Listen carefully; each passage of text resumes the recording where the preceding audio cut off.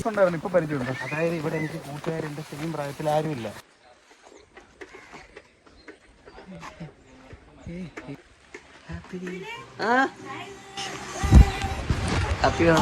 നമ്മളെ വെച്ച് അവ എപ്പിസോഡ് വല്ലതും എടുക്കുമെന്നെ തോന്നുന്നുണ്ട്.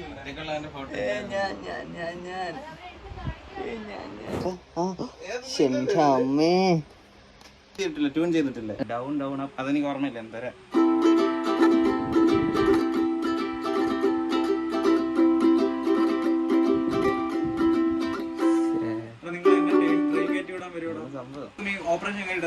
സർജറി കഴിഞ്ഞിട്ട് എനിക്കൊരു ജോലി നോക്കണം. വീണ്ടും ചെന്നൈയിലോട്ട്.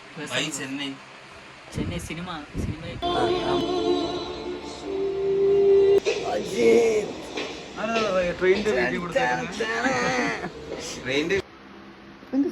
നീ ഇതൊക്കെ ഒളിപ്പിച്ചു വെക്കില്ലേ? ഞാൻ ഇത് നാട്ടിൽ എല്ലാരും അറിയിക്കും.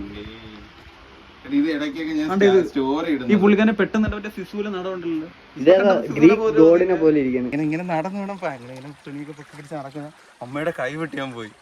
ഞാൻ ഒഴുകി ഇതിനകത്ത് ഞാൻ ഇങ്ങനെ ഒഴുകി. അമ്മ എന്നെ എനിക്ക് നല്ല ഓർമ്മയുണ്ട്. അമ്മ ഇങ്ങനെ പിടിച്ച് ഞാൻ മുങ്ങി എടുത്തൊഴുക്കുണ്ട്, നല്ല ഒഴുക്കുണ്ട്.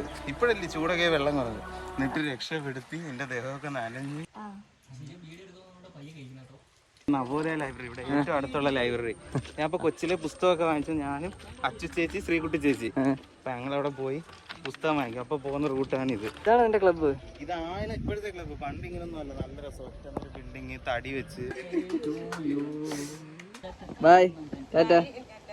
രാവണല്ലടാ ഇത്. ആയി 17 ഓട്ടോ.